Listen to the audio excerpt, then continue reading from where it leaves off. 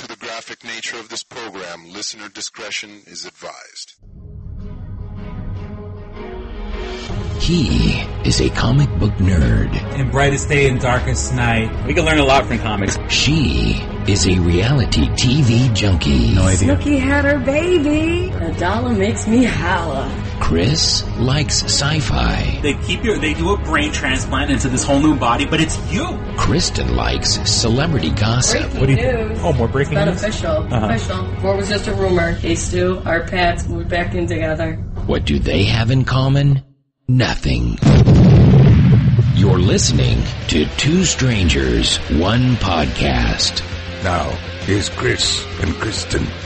Well, hello and welcome to Two Strangers, One Podcast. I'm Chris. And I'm Kristen. And welcome we did back. not want to get out of bed this morning. We weren't in We were bed not together. in the same bed. It sounds like we were... We need to cuddling together. we're no longer strangers. podcast from the bed. Yes, we were in And separate houses. I think the rooms. podcast would be more interesting if we were naked. Well, just a microphone. Just- Yeah. Covering just areas. Just two I'm just naked kidding. people. No sex or I would anything. totally be that person that just like lounges, like legs spread just to be comfortable. And like, all right, let's podcast. Let's get this started. Au natural. It's, Find you the know, it's- microphone. You can't get any more like natural. It's like taking it back to Mother Earth. You know? Yeah. You know, that's Adam and Eve we were over meant here. to be naked. No, it's fucking cold outside. It's not meant to be naked. Like, My microphone's missing. Because like you and I guess it's like the cold, dark weather. Like Yeah. you didn't want to. Like we were I supposed to thought it was record like- like 2 hours earlier, Yeah. and you're like, "Can we push it back?" And I I'm woke like, up and I was like, it's dark, I'm tired, it's gloomy out, perfect nap time. First I said like an hour, and then I was like, you know what? Make Give it me 2 another. hours. And I was I'm hugging my lazy. bed. I was like, It was and I all love my warm. bed. She's My always bed there was for me. warm. Yeah. And then like, because my daughter now, if I put her in her crib, she will crawl out of her crib. Yeah, I've seen it. She's talented. And he's lowered it. I've lowered it girl all can the climb. You can't lower it any more than the way I have it. And she gets her leg up, she crawls out of the crib, and then she knows how to bring her blanket with her. So even on Traveling. nights that I put her by the crib, in her on a crib, mission, yeah. she will bring her blanket and she snuggles up next to me. So like, It's like this a other nice, little warm heat generator. Really? And so, Be in your mother's womb. yeah, you do not want to get out of Nobody bed. wants to leave.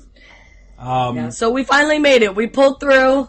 We got coffee. For the fans, for you guys, we come and we push back 2 hours. Yeah. You know, we push back sleep for 2 hours, but then we still, make sure we come and record. Right. It's all for you. What were we talking about? That we get up for the fans. Yeah. We get it up for you guys. Yes, we get it up for you. It's all about you. And You were actually giving some devastating news to me before. yeah, No Doubt. this is take two. No Doubt is suing the people who make the game Band Hero. Right. Now, are they still producing games? Because I feel like I haven't heard that No, in this is years. from Band Hero 2. All right, More let's start bad. over. Gwen Stefani, No Doubt. Okay, so Devastating news, 'cause basically, I love them. what's going on right now is the band No Doubt is suing Band Hero, Right. and like, Yeah, so this has got to be years ago. this is Or when the when game. it came out. Band Hero hasn't released a new Like 2008? game in a while. Yeah, it's Right. been a I feel couple like of it's years. And what had happened is they have Gwen Stefani. I believe you could use her character Like an avatar. they as an call it, avatar whatever. in other songs. Okay, so it's not her. It's Gwen singing other songs. Yeah, Not No well, Doubt. you can use characters Yeah. from, I guess, No Doubt to sing other songs that are in Band Hero. Okay. And apparently, I forgot, I want to say Tom Waits or something. There's another song where the character, like, thrusts his hips or something like Okay. that as part of the animation for the song. So they don't like the fact that you can put Gwen Stefani's character in that position Okay. to thrust their hips. Thrust. And I believe, and I forgot his name, the guy in the band that Gwen used to mess around with. I think she messed around with all of them. Okay. The dark one? The dark skinned one. I forgot his name. With the platinum hair, or he usually has crazy hair. You can also choose him. Okay. So, you can have him singing I'm Just a Girl. Oh, awesome. So, like, the songs are officially licensed because I'm pretty sure there's a ton of legal work to get the songs. But they don't like the fact that you can switch avatars and you can have Gwen Stefani singing other people's songs. Especially the one where she's like thrusting her hips, and you can have the other guy from No Doubt singing No Doubt songs. And what a petty, and because you've obviously signed a deal with them for the music and everything to be characters. That's like what you're upset thrusting about. Your hips. That's the big. And this is you're now just suing. From I mean, don't be wrong. The way the legal system works, they probably put in a suit. They probably did it like when it first came out. Yeah, but they just 10 years later. Yeah, they and. The judge ruled in favor of No Doubt. That's so. I'm sure they had a great attorney that could. Fucking Hollywood attorney. Why is this? I mean, obviously we're talking about it now, and it just coincidentally around the time No Doubt is coming out with a new album because he just played at the iHeartRadio festival. I've heard their new song. It's No Doubt-ish. Mm-hmm. It's kind of catchy. I mean, I'm sure I'll grow to like it, but it's not how I used to remember they're past them. Their prime. Yeah. It's not one of my favorites, but maybe for this younger generation, it'll give them a name. Yeah, it just, like, of all the things, it just seems so fucking petty. Real petty, because you obviously had to deal with them in the first place. Yeah. If you wanted to be that specific, put it in the deal. Yeah. Like, if you didn't want your avatar to be used like that. Yeah, it's... Come on, Gwen. They have gorgeous kids, though. Gorgeous couple, gorgeous kids. Oh, Gwen and, what's his name? Gavin Rosdale. Now, they just showed pictures, but I don't think anything's happening. They were coming out of a couples therapy session. Oh, shit. I think maybe they're just going, just to stay together, but I'm hoping nothing happens. Oh, okay. Because, I mean, like we said, if Danny DeVito and Ray Coleman can't make it, Gwen and Strangers Gavin... One podcast curses when you get to them. I'm hoping it was just a therapy. Yeah, I can't go through another breakup like that. There is no hope. There's no hope. Now, I guess more things came out about Danny DeVito and... is it Rhea? Ray? I always say Rhea. I think it's Rhea. Yeah, Rhea Perlman. Carla from Cheers. Mm-hmm. Not that he cheated. I don't know if that ever happened, but just that she was sick of him for the past, 10 years being such a womanizer. Stares at all the girls, flirts. But they didn't say anything about actually going through with anything, so I'm sure there were some things. Just the pussy I've been looking for. But just, loved to check every girl out and loved when they schmoozed with him. I mean, I'd rub his bald head. Literally. That's because Danny DeVito is from a different era. Right. You know what I'm saying? And the older generation, there was always a healthy flirting. He is a dirty old man. Dirty old little old man. He's like 4. Yeah. Dirty little dwarf. It's even worse that you're that. But that's also makes it a little more harmless, you know what I'm saying? Because he knows. Yeah, they're saying he always portrays that lovable little funny guy, and there's this whole other side to him where he's the these womanizer. old men, these really old, and don't get me wrong, by today's standards, you couldn't get away with it, grabbing girls' asses and making blatant sex jokes. And, he's from that older generation where it's okay. Not that it's okay to flirt, but it's kind of accepted. Okay, now if you put his hands on somebody, that's something else. They didn't say anything. Flirting. Like that. Just had a womanizer, always staring, and flirting. stuff like that. Staring, if that's the case, let a man stare. I think she was just sick of him always checking out girls or something. I don't know. Typical man, listen to him. Let him stare. Let him stare.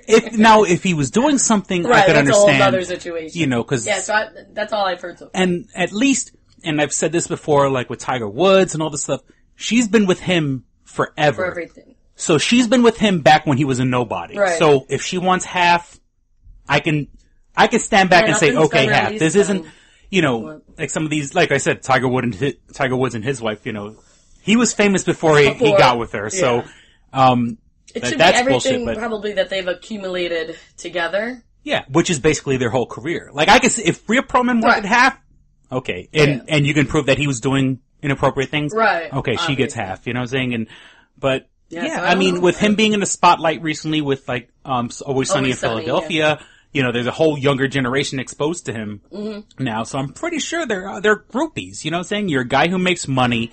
You do kind of have like that devilish, impish, appeal to you. You got connections. So, but once again, I mean, it's a different generation, man. Like, back in the day, you could flirt and stare and everything like that. Now it's like, they want men to be fucking castrated. Yeah, like, can you all just be castrated?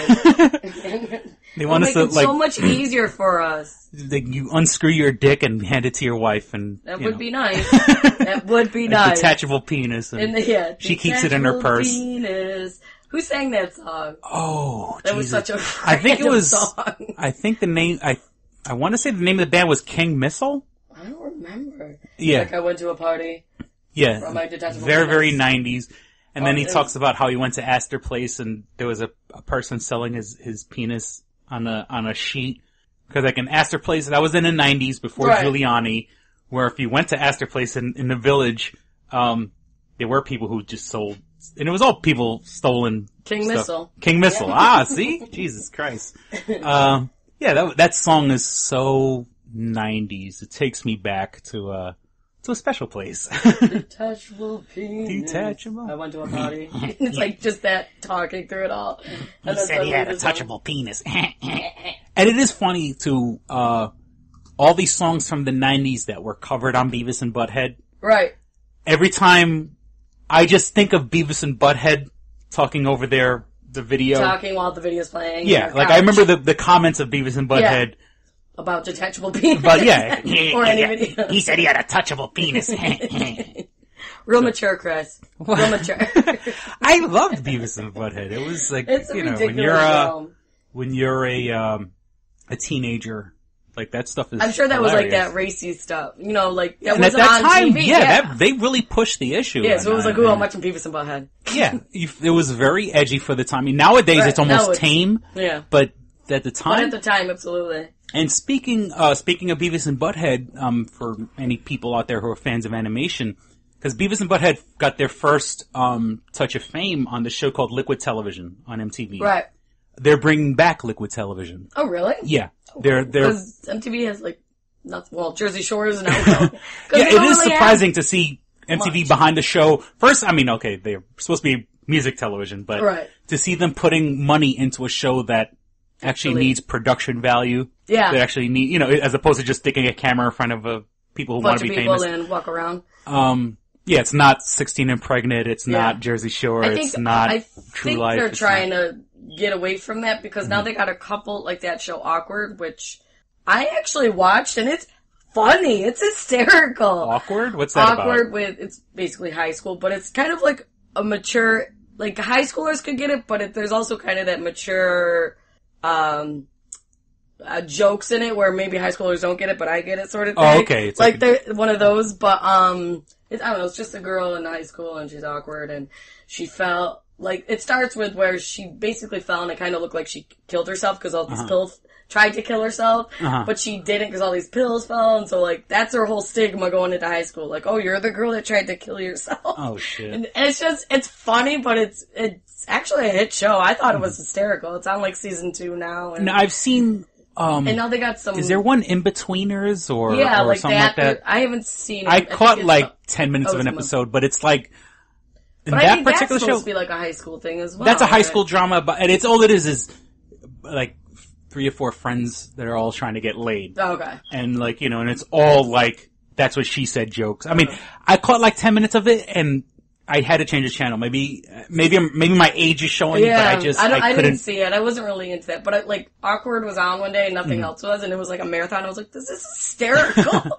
And I actually got into it, and it's a hit. I mean, they just did season 2. Mm-hmm. So I think they're trying, because now they got that In-Betweeners. I feel like there's another one. I think they're trying to get away from the reality. 16 and Jersey Shore is done. Yeah, so there's another and that one. Liquid. Well, with Liquid Television. So hopefully they're trying to get away from all that. It's funny how things come full circle, because Liquid Television that came on before the internet. Okay. You know what I'm saying? And now, like, all the most famous ones, you can pretty sure you could find the illegal copies on the internet. Cause there was some groundbreaking stuff on Liquid Television. I mean, a lot of it was just fucking odd. But I remember, like, there were certain things on Liquid Television that just blew my mind. So now that the internet, you know, it was made before the internet. Now there's the internet. So now, with the internet, there's so many aspiring animators. Right. People who, you know, never had a chance to really get their big shot. And that's what Liquid Television was. Some of the clips on that. It was basically internet back in the day. Yeah. Like, trying to promote you to the public.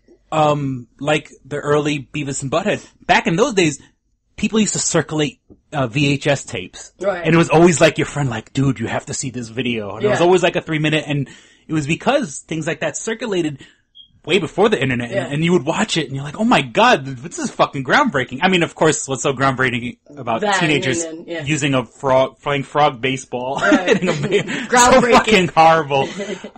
That's groundbreaking. But it's, you know, it speaks to a certain demographic. So now it's coming back. And so now, with technology, you know, kids you can make Flash animation. There are a lot of people out there who use Flash and make videos.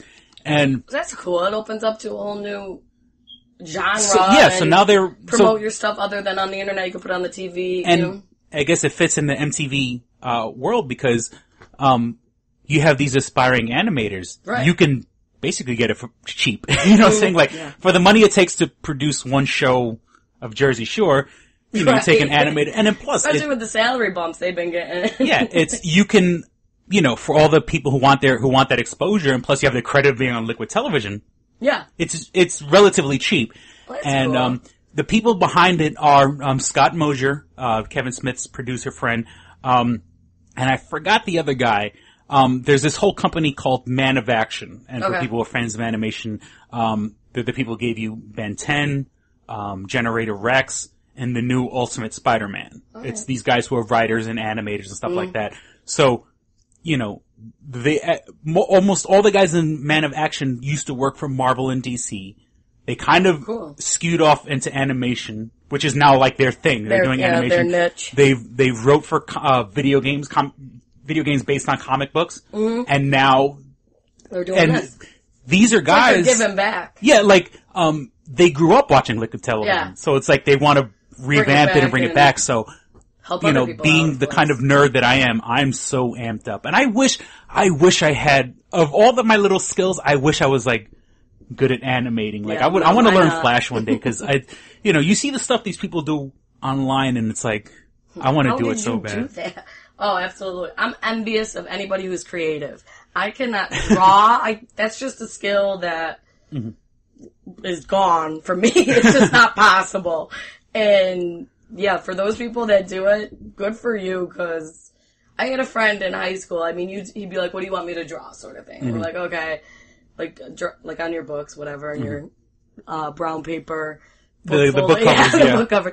So he'd say whatever, and you just see him kind of like looking for a minute, like, and during that time he's like envisioning what he's gonna do. He's like, okay. And after like a minute, like he took, maybe took him 5 minutes with all the details he put in, and he'd be like, here. Like, what the fuck? Like, the day I just sit there and think, I feel like a day goes by and then I'm like, okay, I think I'm gonna start with the head. Like, he just did it like that. He actually went to Pratt University. Oh, okay. I don't know what he's doing with the art, but I condemn you people. You people who could just envision it and then execute. Because I can envision all day. What comes out is not. Yeah, and you see these guys nowadays, you know, me being a comic book fan, there are tons of tutorials on YouTube. And nowadays, you know, and now they have the pads. They have, there's no such thing. You can still do pen to paper, but nowadays all these artists are doing everything digitally. Oh, of course. You know what I'm saying? They have this little pad, they have their pen, and as technology grows, this thing is getting cheaper. So you see these guys and, you know, whipping up. You know, like, I mean, obviously they're comic book fans, so they're doing like a famous character, doing Batman and Spider-Man. Right. And just whoop, whoop, whoop, whoop, whoop. And there's a fucking picture of Spider-Man. I'm like, what the? And they're like, well, I can add a little detail here. I'm like, I didn't even realize it was missing anything. And, you know, then in a couple seconds they have it all shaded, like with Photoshop and stuff like that. It's like, and nowadays. You sick motherfuckers. I want your talent. Even the big comic book companies, DC and Marvel, there's no pen to paper. Oh yeah. There's no big drawing boards. It's a bunch of guys in front of their Macintosh, Little, Apple, chillin'. Big Apple G4, G5, whatever the fuck it's called. And, everything. And then, back in the day, there was, there's the actual artist, and then there's the colorist. Right. The colorist, back in the day, the colorist had to actually work with fucking inks and stuff like that. That was just the guy with a computer, and, there's still a skill, and you still have to, the colorer, the inker, which they goofed on in that movie Chasing Amy. They said, you're a tracer. You're tracing. And, but there's still, there's still context, there's still a vision. It's not color scheme. Yeah, it's there's still you have to get it right or it doesn't look right. It looks awkward. And it's so you're not really tracers. I would love to do I would love like to have that skill. And like I said, I was watching even last night. I'm still a fan of that show Face Off. And it's like the people who are scrubs on that show have 1,000 times more talent. Right. When you see like them that's sculpting your worst, faces. that would be my best. Yeah, but that's for I just want to bring it up that I love that show Face Off. What is that on? Sci-Fi? That's on Sci-Fi. On Sci-Fi. I haven't watched Hot Set yet, but it looks. I've only seen previews, and just the previews. I'm like, shit. You people are talented. What are you doing on this show? Like, why do you not have your own? And they're doing this kind of work with a limited amount of time. Right. It's you know like what I'm saying? You gave them like a real budget and some decent amount of time. 2 days. Because I'm pretty sure the big Hollywood hotshots don't have a day and a half.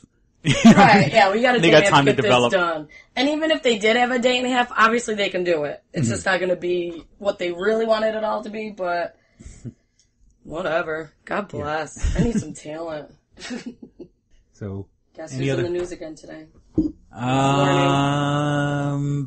What's her face? Come on. Amanda Bynes? No. I thought you would say her, but who else? Lindsay Lohan. Yes, of course. Jesus Christ. Again, it's not her fault. I'm so bad for her. Lindsay Lohan just keeps us in business. Yeah, I know. I feel so bad for her at this point. So she went out clubbing with her mother, who was, 40-something? Yeah. I don't know, a mother. And I did see okay, go on. I saw. So they got into a fight on the way home. They went to the Electric Room Club. Oh, sounds hot. Electric. And this is in New York? Yeah, New York City, I believe. Okay. So I guess the details of the fight. So leaving the club, they were getting into a scuffle, an argument. Oh, God. And then supposedly, I don't know if it's true, that the fight is over, Dina wanted to use Lindsay's limo to get home so that she didn't have to pay a cab fare. So that's what started it. So whether or not they did take a cab, I'm not sure. Who the hell knows? And then it escalated where Lindsay said Dina owes her $40,000. That whole thing. And I guess Dina got physical, and there's a couple of scratches on Lindsay, broken bracelet, which I'm sure the bracelet was stolen from... No, I'm just kidding. That's not true. And actually the cops got called, and I guess now I'm just reading that Michael Lohan, the fame-whoring father, I guess called the cops at they finally made it home. So they're not in like the limo or cab, whatever the hell they even got home in. And, as per Lindsay's request, Michael called the cops because Lindsay was supposedly being held against her will by Dina and the limo driver. So they must have taken the limo driver home. Oh, wow. Or the limo home. So then the cops came and that's where they reported the scratches. So, sorry girl. Don't go clubbing with your mom. I don't know what to tell you. I did see an interview. I saw highlights of a video of them interviewing Dina Lohan. Yeah, they were saying Dina was wasted. After that whole, after the whole, what's his Dr. name? Phil. Yeah, Dr. Phil, where she was really out of it. And I love it she's because... saying she wasn't drunk, but... the interview, they were saying, like, the interviewer, Dina Lohan challenges the interviewer. Like, what would you say? And the interviewer just fucking leans into her. For this occasion? Or for Dr. Phil? Well, I believe they were talking about the Dr. Phil and just everything in general. And so the Dina Lohan's like, what would you ask me? Because I would ask you if you think you're appropriate mother. Are you too busy trying to be your friend and not her parent? With your daughter? Are you doing drugs too? Are you getting drunk too? Like the interviewer leaned into her and Dina was like punch drunk. She couldn't answer because every question was a legitimate, hard-hitting question, which would expose the truth. I mean, you're a slob. 4 a.m. you're out with your... don't get a life. Don't you have things to do? Get with you your have own other friends. Kids. Yeah. Don't, Oh, that's right. Doesn't Lindsay Lohan have a sister? And a brother, and I think the brother's the youngest. But and wasn't an the older sister was brother. trying to get famous, right? Yeah, she was The trying mother to and the sing sister. or something. Oh, okay. Who the hell knows? That's sad. Trying to get off. Yeah, unfortunately, Dina isn't like a Kris Kardashian. She doesn't know how to get them all involved. She only focuses on one and they hangs focus on that one. Yeah. And, I mean, I would think logistically it would be, look, go sleep off in a limo. Right. And when I'm ready to go home, then, we'll do this. We'll go home together. But yeah, it didn't say Lindsay was drunk or anything. It just said... Oh, I'm pretty sure. Yeah, it just said, Jesus Christ. little Dina was wasted. Can you blame Lindsay Lohan for being as fucked up as she is? Look at her mother. Absolutely not. Look at this. Yeah. And your father's gotta call the police on this situation. She doesn't... There's too much involvement. She doesn't have an example of what a mother or a woman is supposed to be. Now, it's like any other situation where they don't have that, you see it all the time with people where, the parents aren't suitable. Mm-hmm. And unfortunately she's a celebrity. Now, not fortunately, the mother, I'm pretty sure she didn't wake up overnight and became a fuck up. Right. She's probably been a fuck up all these years. Yeah, it's now just, and now there's a camera on you. Everywhere, yeah. So she was probably always and they're from Long Island and, the best of the best. Then, Long Island does have that. The best of the best. Certain community where, they're, What, Chris? Say it. Yeah, I'm saying, most people look at Long Island and go, oh, that's rich and white and everything's going hunky-dory, and it's not. It's It's an image. Just because you have a couple dollars more, you're still fucked up. Something else going on. A lot of people with money have a lot of issues behind the door. And with theirs limos, is just publicized. Speaking about limos, I saw Cosmopolis. Oh, did it come? It didn't even come out. How was it? How was our Pat's? First of all, did he look good? I don't know. I mean, there's a lot of sex in this movie. He fucks 3 or 4 times in this movie. Proud of him. So you go get it. You'd probably like those scenes. You don't seem thrilled about it. No. I liked it. Oh, you did? Okay. But it's not for Twilight fans. It's a 2-hour philosophy movie. Okay. It's not like your typical Twilight. There's no... in it. This is totally left field from it's Twilight vampire shit. Now, and it's not, I'm not taking anything away from our past. David Cronenberg directed the movie, and David Cronenberg is a weirdo. And he's known for making weird movies. And so, and of course the book itself now, the book, I mean, I started reading it, I'll be honest, I never got a chance to finish. But the book is a wordy book. I mean, how much action can you have in a guy who sits in a limo? In a limo, yeah. You would think it's one of those. The whole day. But David Cronenberg, he wanted to be dynamic where it goes from talking and philosophy to extreme violence and sex and then goes back to just talking. So it has everything that you want in an action movie type thing? No, that's the whole thing, is that it's not, you can't go into this movie thinking it's a unusual movie. It's not, I think that's the reason it didn't get the kind of push it needed, because I liked it. Mm-hmm. And it is a lot of philosophy, and it's what is money, and can money buy you happiness? And was it at least entertaining? It kept the story I enjoyed it, but then again, I can sit and watch a movie that's not a typical movie. I enjoyed it that it's not a typical movie. Right. It didn't have, some happy ending. It didn't have, well, it sounded like you got a few happy endings, right? And the sex scenes were. I love there's just sex scenes. Aren't they sitting in traffic the whole time? And but there's people who come and visit him in the cab. And there's all these sex scenes. And so it's awesome. It is an interesting commentary on today's society. And so it's a thinker. Just go into the movie knowing that you're going to see a lot of people just talking. Uh-huh. And, but I enjoyed it. But I don't think a Twilight fan is going to watch this movie and enjoy it. They're more, except for seeing... Except for seeing his face. For seeing our pets. No, did he look good? Fucking these girls silly. How good did he look? It's kind of hard for me to judge. How good did he look? He looked good, but he looked odd. Why? Well, once again, I kind of put that on David Cronenberg, because, part of his character is that awkward isn't the right word. He has a lot on his mind, because he's in charge of this company that just, is worth, a ridiculous amount of money. Yeah. And so what, is he always like perplexed? His mind is never in the scene. Okay. Oh, okay. He's always somewhere else? He's always somewhere else. And so, he's always distracted. Okay. He's always out of touch. And then,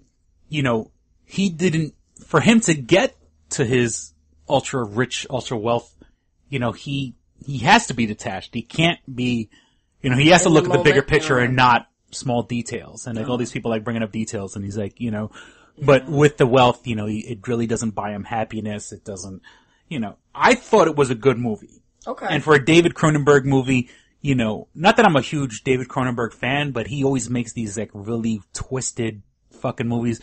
I enjoyed it. Okay. And I mean, I don't think I'm going to buy the DVD or anything like that, but I think it's worth a watch if you go into it understanding that it's going to be a 2-hour gab fest with the occasional splash of sex and violence. Sex and violence. Okay. So maybe I think you would probably like the sex scenes. I mean, there's one where him and is this the sexy? I don't know. I don't want to spoil it, but there's I don't know. There's a really good sex scene, which any is other very famous realistic. people in it? Like any Jay Baruchel, I think is his name. The guy from like who does he have sex with? It's not Kristen Stewart. I'll tell you that. Well, the funny thing is, I don't know. Do you want me to spoil it? I don't want to spoil it.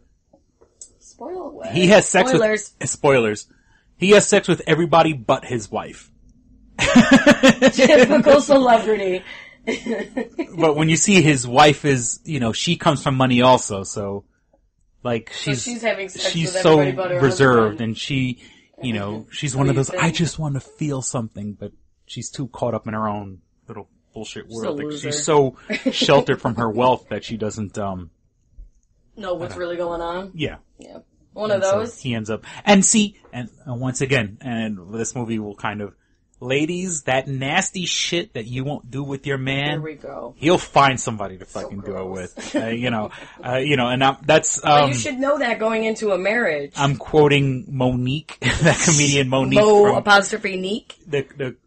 She was in the Parkers and the Queens of Comedy. I hope everybody knows Monique. And she did a whole bit about, like, licking her man's asshole and stuff like that. And, As I took a sip and of so, coffee. like I said, ladies, I understand, like, you love your man, and men are evil fucking dogs. And unless you have the most talking to Chris, I'm never getting married. Unless you have the most castrated pussy whipped man on the planet. And see, that makes it even worse because at least a pussy whipped man, like, there's this underlying tension. You know what I'm saying? He's pussy whipped, but I guarantee you he's upset. Right. There's a rumbling. Silence that. He's gonna hit every pussy whip guy's gonna hit his midlife crisis and go fucking berserk. And he's gonna fuck every fucking 19-year-old, every nasty stripper and hooker, and he's gonna get a woman to do all the nasty shit that you didn't want to do. So I'm excited for marriage. Oh, I can't wait. What's that? Married to Jonas. Oh yeah. I catch a little couple of them. bits and pieces of it. And his wife... Leave them alone. Leave them alone, Chris. She's pretty, but she's such a goody-goody. They're a good Christian couple, Chris. And I guarantee you heard it here first. He's gonna go fucking apeshit. I think he's too nerdy for that. Like, he's kind of geeky. Every man... When you hit that midlife crisis, and you get to that point where you're like, what about all this shit I always wanted to do? All this dirty, nasty shit that I've seen. There's more to life than this dirty, nasty shit, Chris. When you're midlife crisis and you start looking back on all the things you should have done or could have done. That's what I'm gonna do. You're gonna fucking... When does midlife come? 40s? Usually 40s? In their 40s, yeah. Right, so I'm gonna marry up until 40. Once he hits 40, I'm like, alright, I know what's gonna happen from here on out, and I'm not on board. Well, here's my papers. See ya. It was, Dog the Bounty Hunter. Awesome. I love that show. It's kind of repetitive. Sometimes, like, when they were in town for whatever, and they drove by in the US SUVs, and you just see this blonde mullet out the window waving. I'm like, yes, that is Dog the Bounty Hunter. And it was... Greatest day of my life. Oh, his wife's... There was Beth. What and about they were Beth? talking to the daughter, and I think the daughter was about to get married or something. Oh yeah, they're divorced now. Remember she went I think they're divorced. Remember she got arrested? The daughter? The one that had the baby. Wow, she got arrested and a couple divorced? years ago. They kind of joked about it, like the parents did when they went on like Chelsea lately. They're like, yeah. The only daughter that I've seen that they've showed on that, Lisa. Mm-hmm. Baby Lisa, they call her. Baby yeah, Lisa. like a couple years ago, she got wasted. Uh-huh. I think he was cheating, is ultimately what was going on. So they were like separated at the time. Okay. She got wasted, blackout drunk, went over. I think there was a restraining order involved. Mm-hmm. Pounding on the doors and like, let me in. And then he called the cops and she got in trouble. But they, like, no physical harm was done or anything, but they ended up, like joking about the parents were like, well, you know, they have issues and unfortunately she got drunk and took it in her own hands. But, I remember so there was an episode where Beth was talking to Lisa, and she said, you know, do you have any advice for having a happy marriage? And Beth basically says, never deny sex.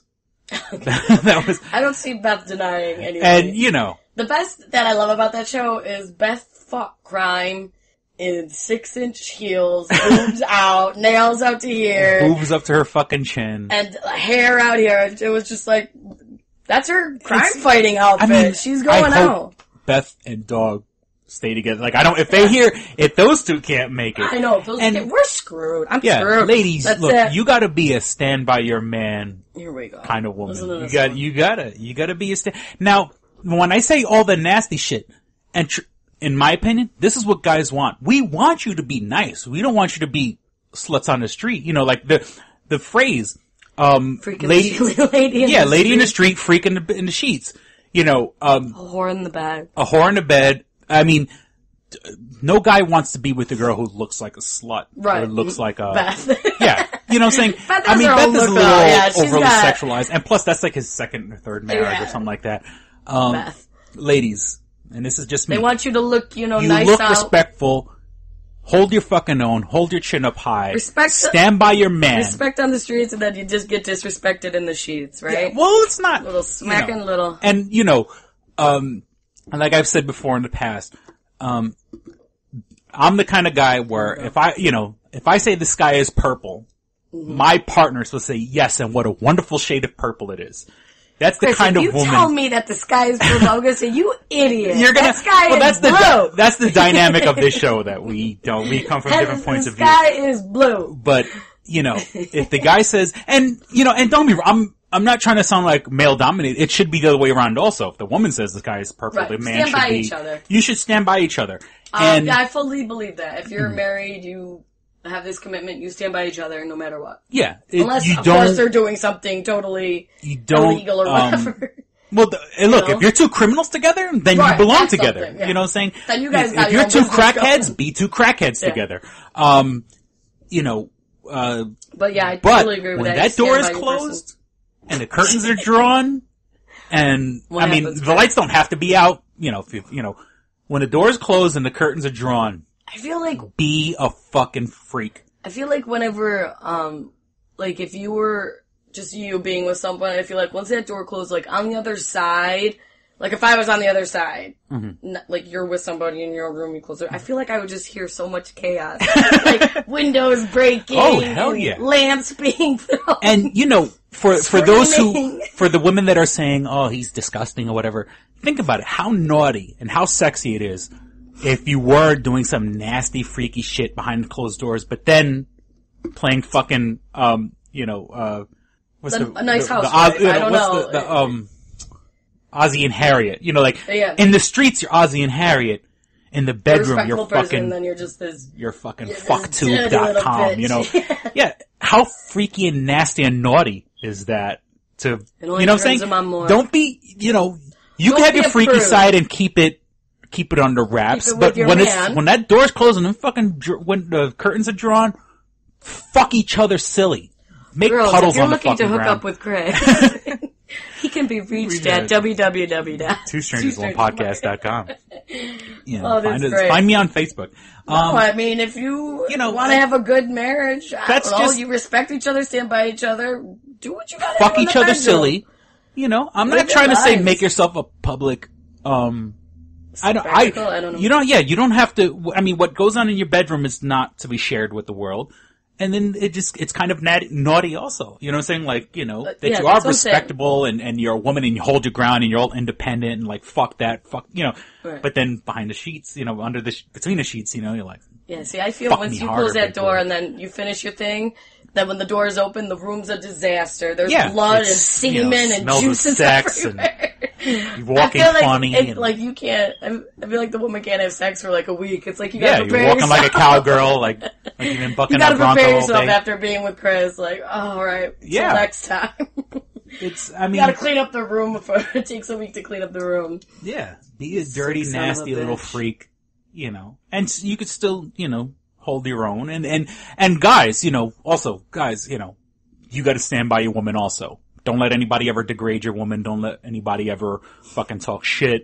You know what I'm saying? You have to be ready to fucking throw down. Yeah. You know, it's, and like, I've noticed like women like guys that are assholes, except to them.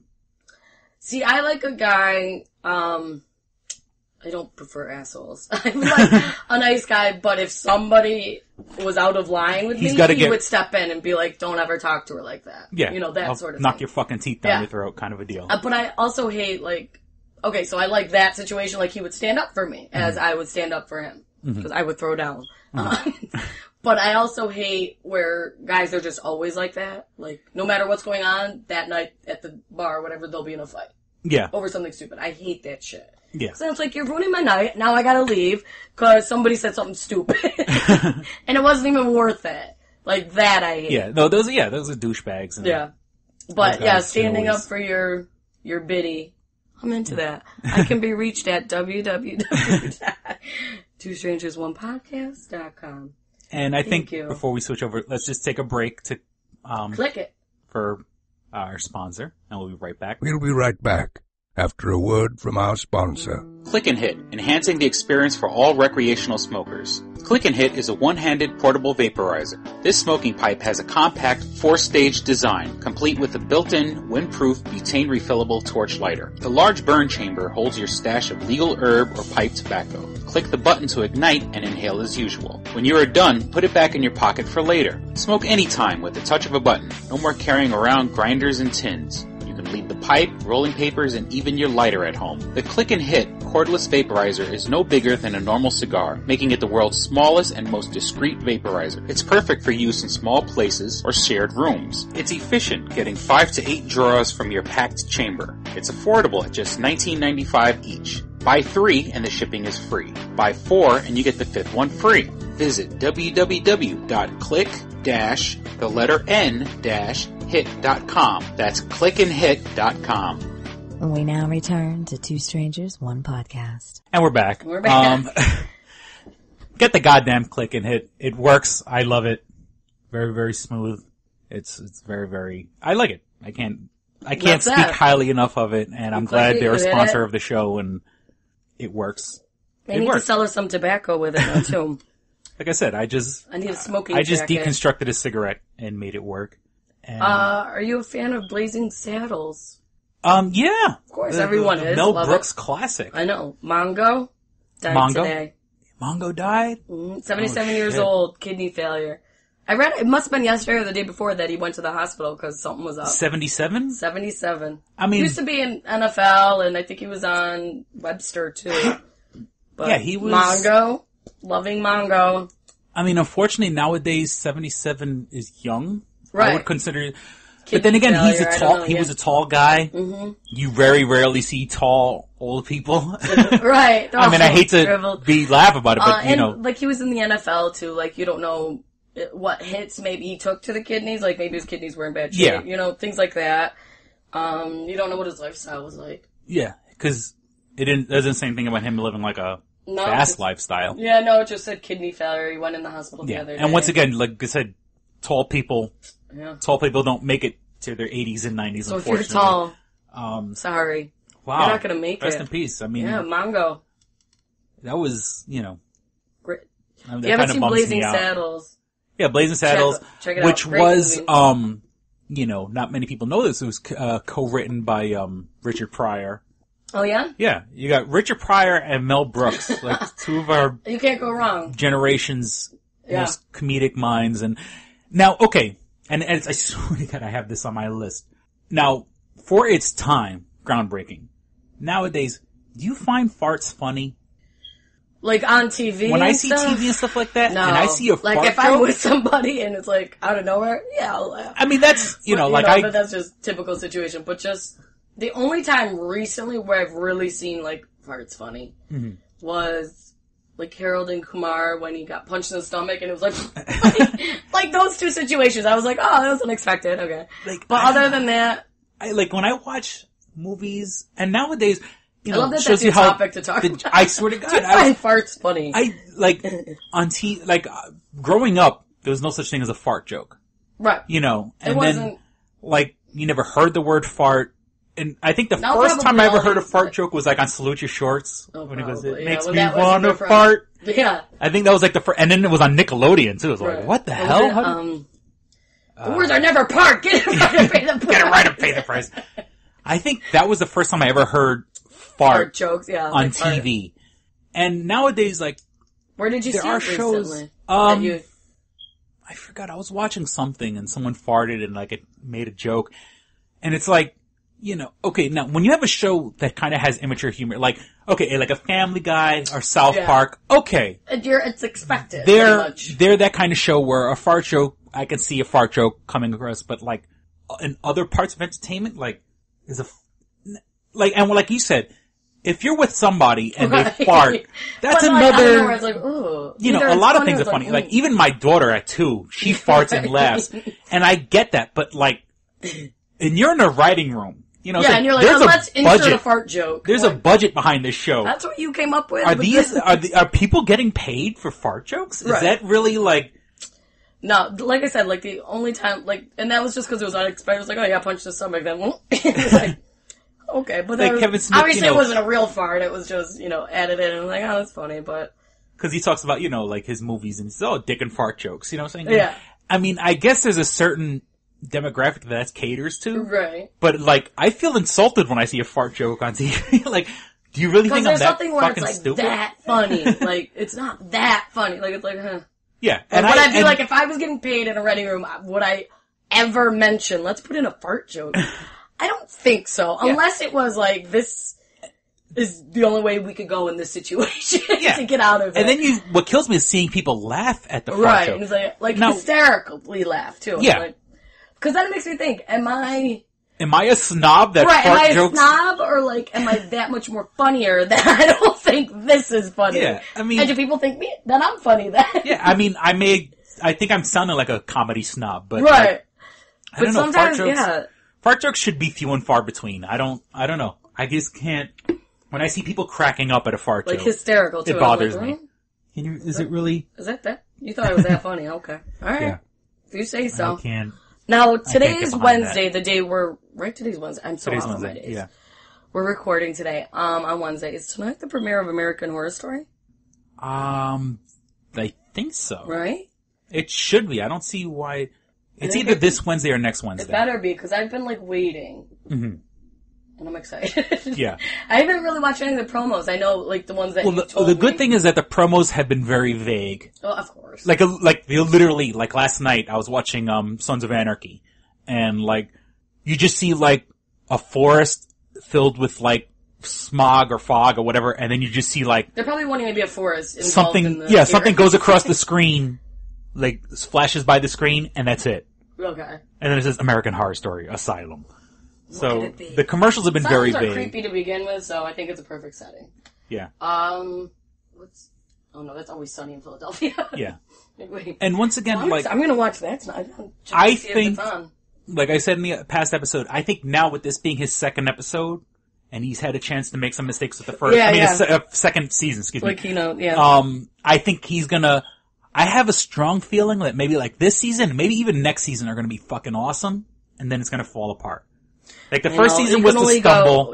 Because it was something different, and you're like, oh. But I have a feeling this season's gonna be fucking awesome. And then it's gonna fall apart. Right now, I've been watching Fringe, and I love Fringe. Right. But I'll be the first one to say, season 3 was the fucking best. Season 3 was so awesome.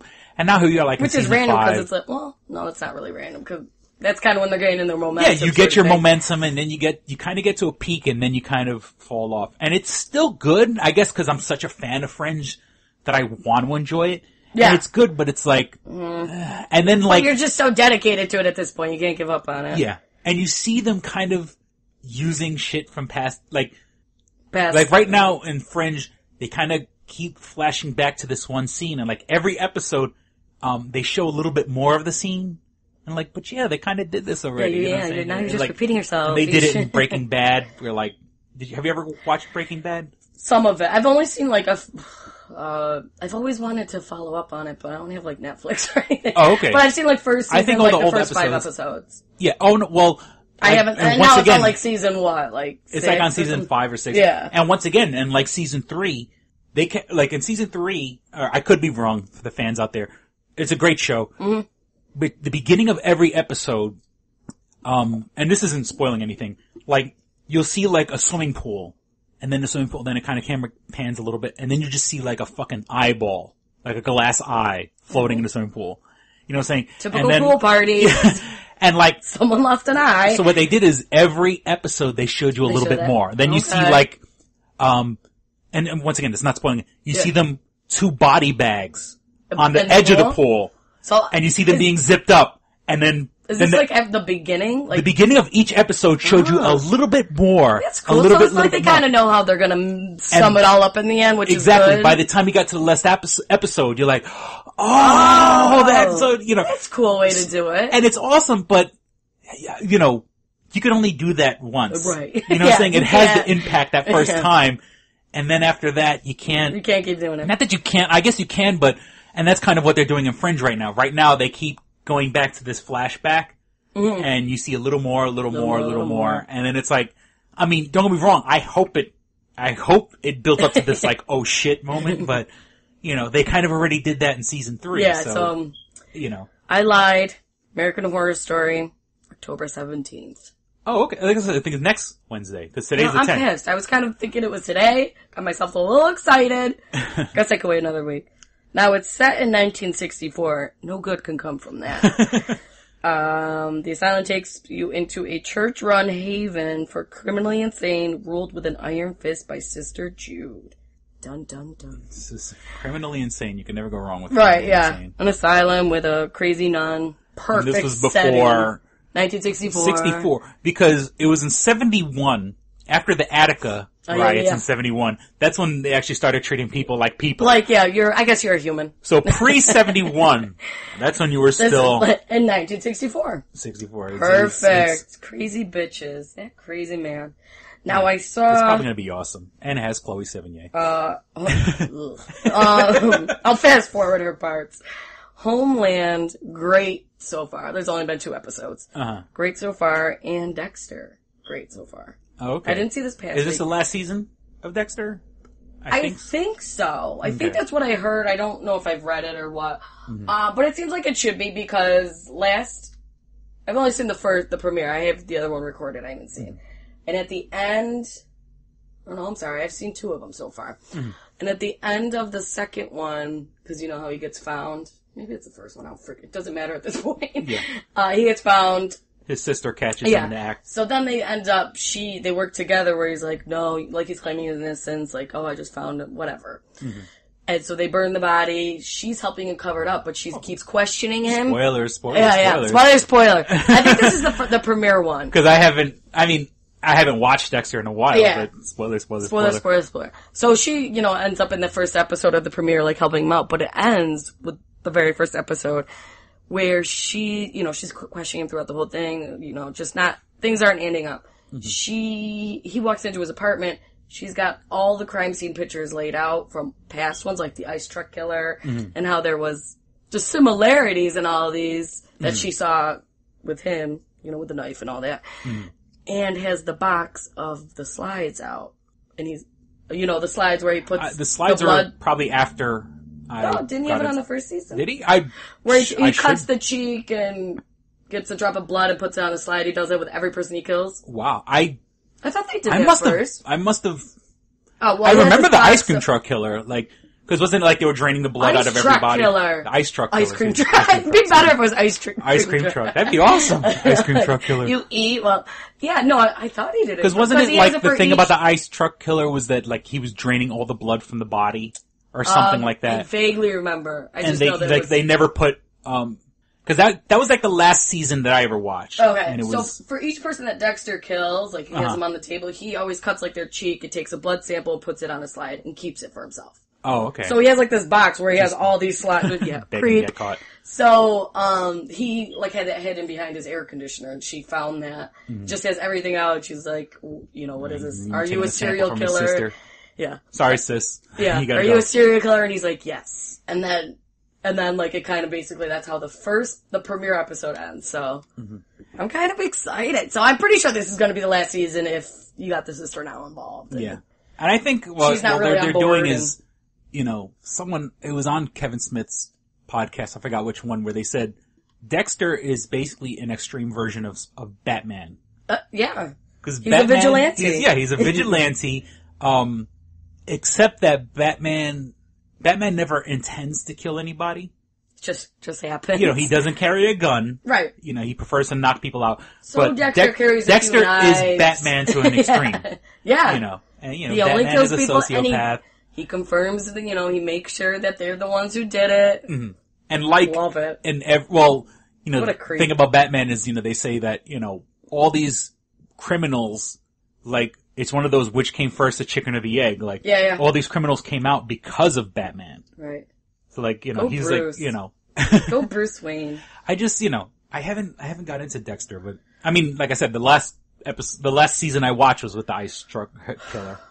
The ice cream truck killer. The ice cream truck killer. I'm gonna start my own show.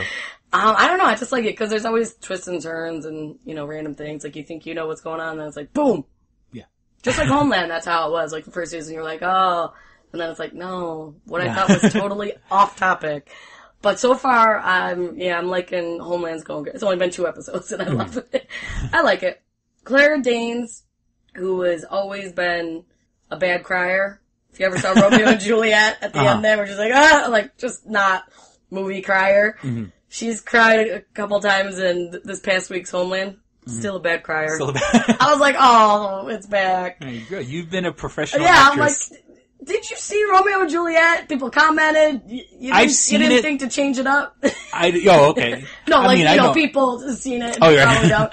And she probably saw it herself and saw like, ooh. Well, there's a great video online, and I've seen people comment on it. Totally off topic, but in the same area. Yeah.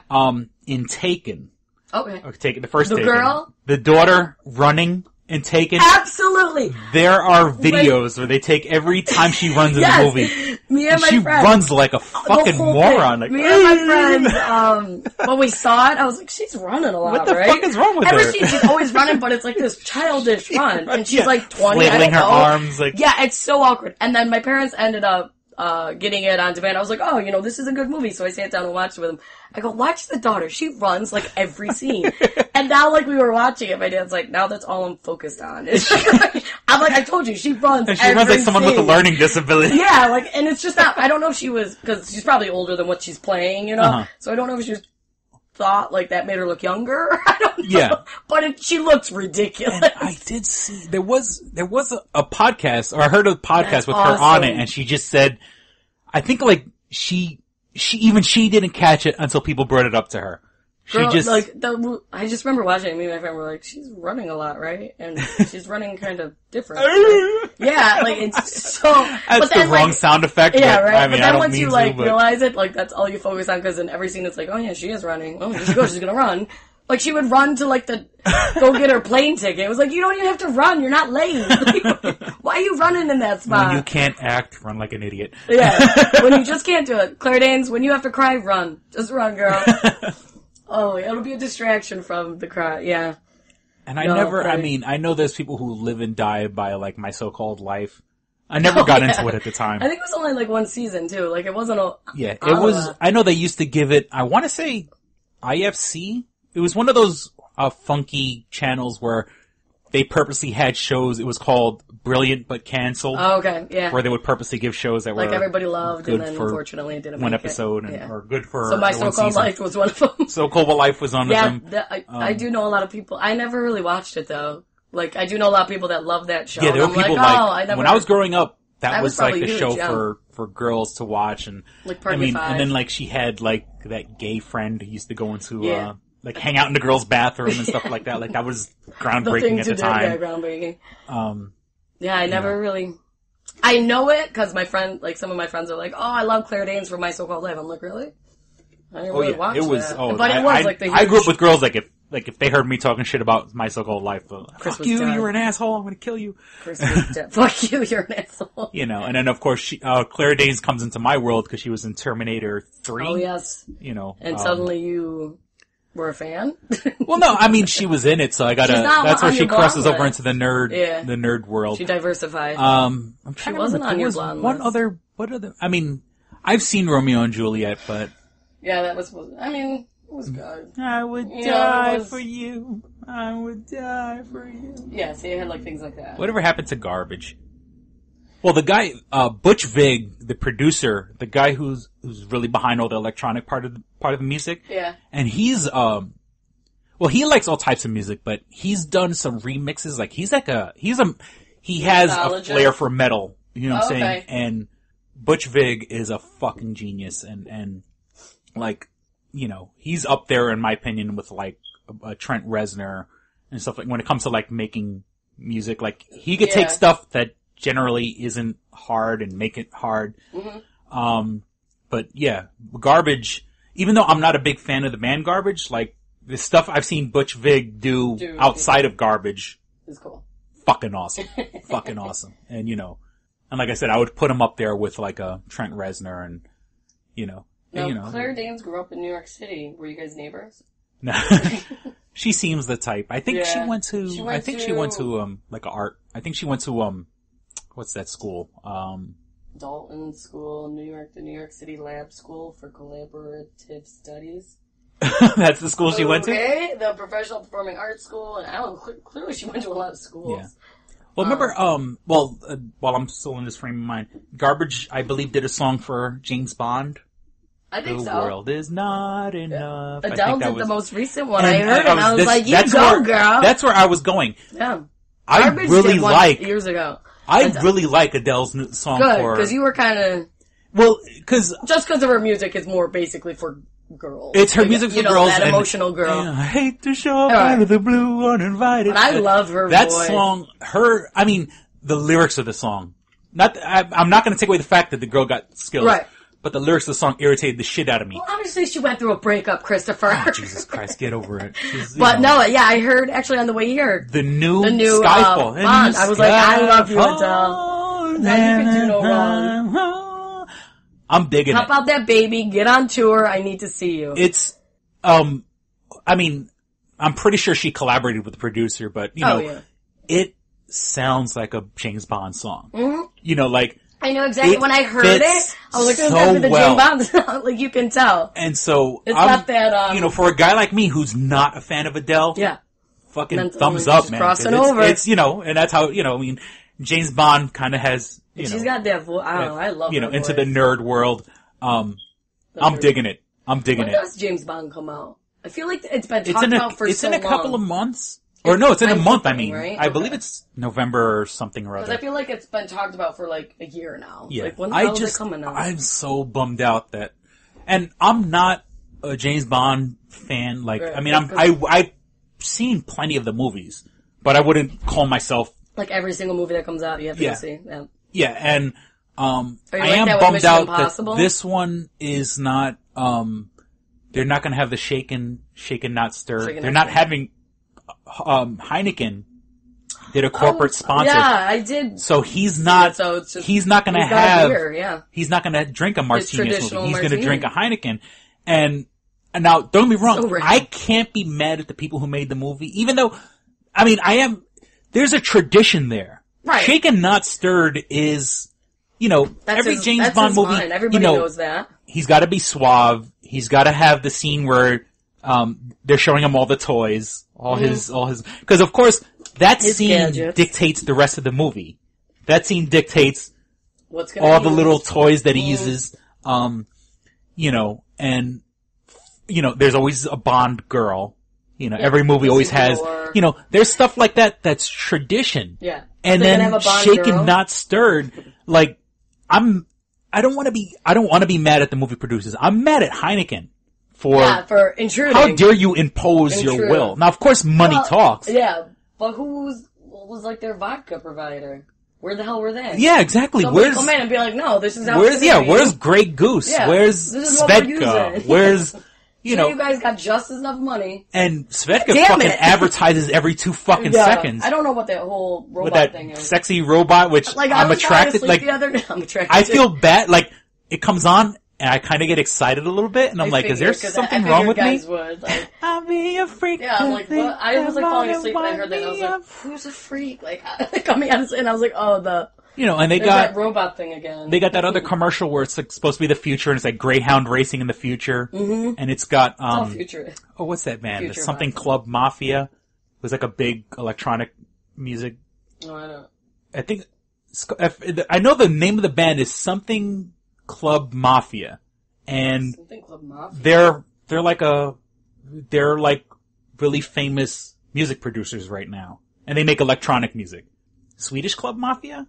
Or something like that? I'll look it up. Okay. Well, I mean, I'm just saying is, Svedka's throwing a lot of money into advertising. Why couldn't they throw that in there? Counterbalance Heineken but then again, Heineken, I think, money-wise, I think Heineken probably blows Svedka out of the fucking water. Yeah. But I'm mad at Heineken. How dare you impose your drink into a franchise? You know? Like, I can't get mad at the people who made the movie because money talks. Yeah. You know, and in this day and age, for them to make a movie, there is one English Mafia Club. I think Steel City Mafia. I want to say, I think it's Swedish Club Mafia. I don't know. Well, that would make sense because isn't Svedka? And I think Svedka is Swedish. Right. But yeah, I just, you know, there is one, you know, James Bond is known for being cool, where like, you see this whole back of a train. If a train or some sort of motor transportation gets ripped the fuck off. Of course. There's always some... James Bond falls into frame. Now, he's there as all this shit is getting ripped off behind him. Like, it's literally just missing him by a foot. Of course. He doesn't turn around, and you just see him, like, adjust his cufflinks.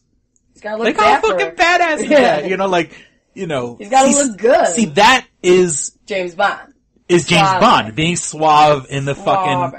in the eyes of something extreme, but still being cool. See, you know, that's the flair of James Bond. How dare fucking Heineken impose their fucking will he's a beer drinker. On a franchise. You know, it's he's gonna be belching.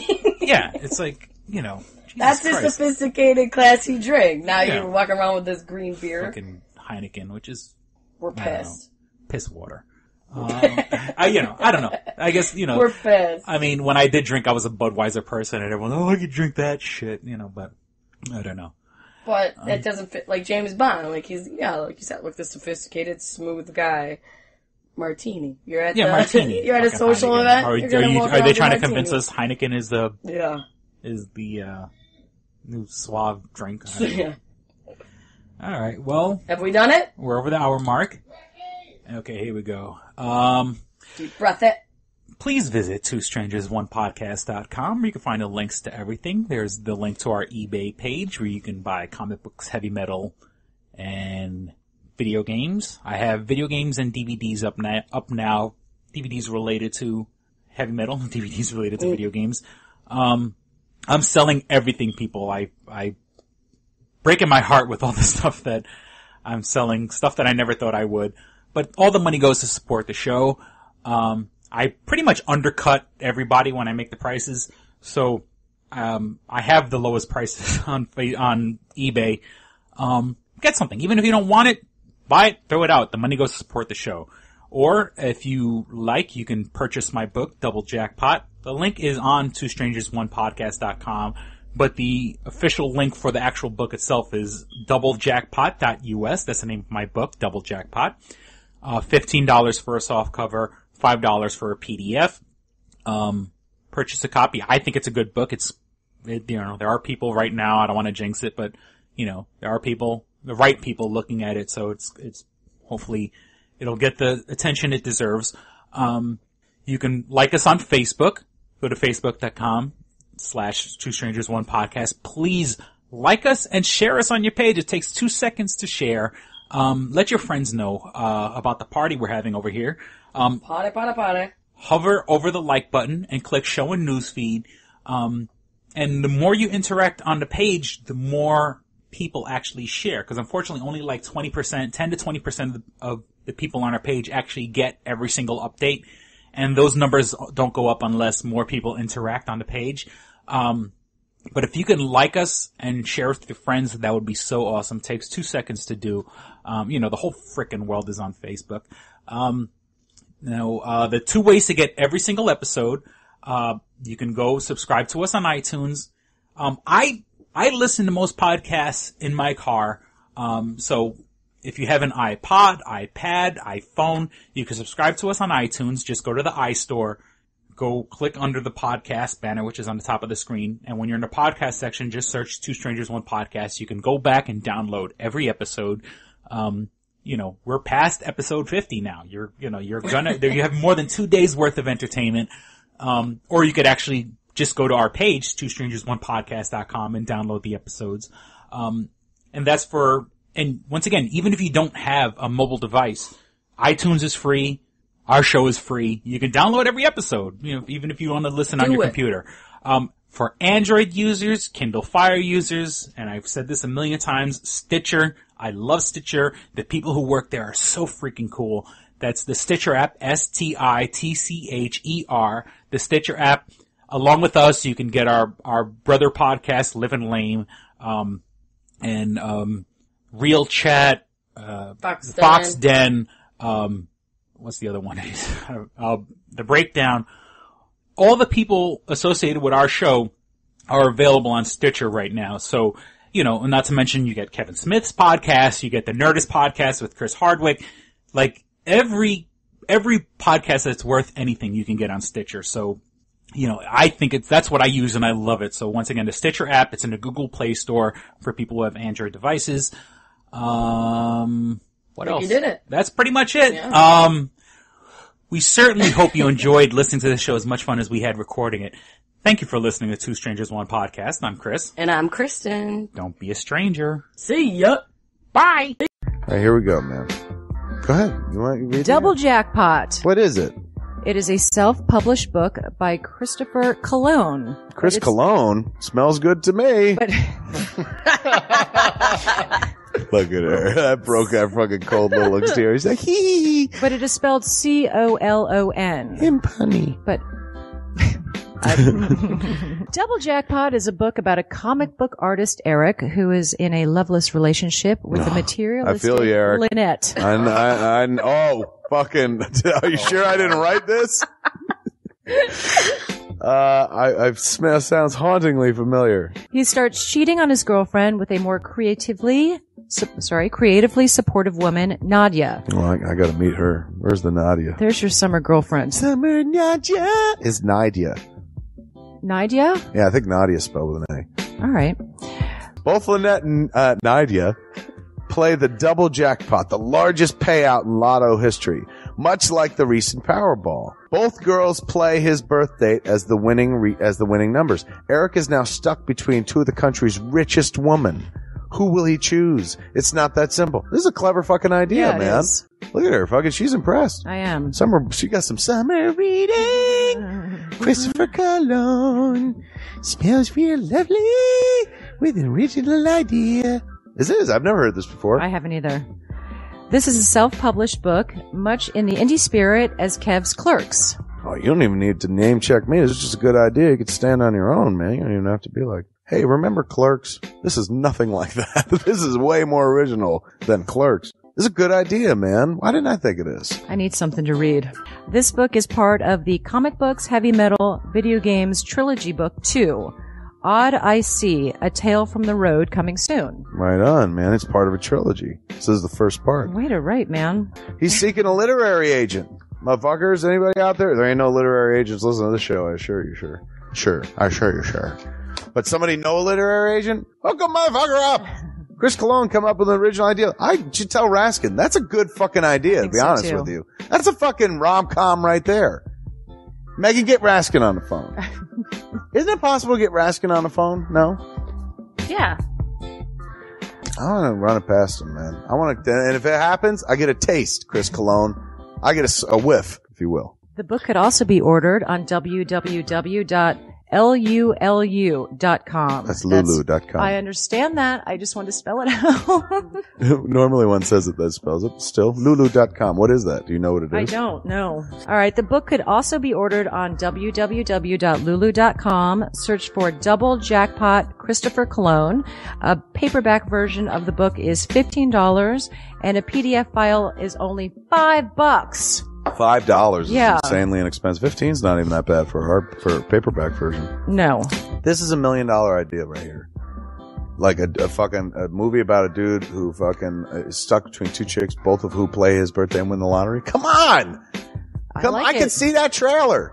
Chris Cologne is on to something. Nobody else can smell it but me. I'll read it. Thank you. I'm going to make that smelly joke. I know. You're trying to get me to laugh again. It worked once. Double Jackpot is a self-published book by Chris Cologne, man. It's the first book in his comic books, heavy metal, video games trilogy.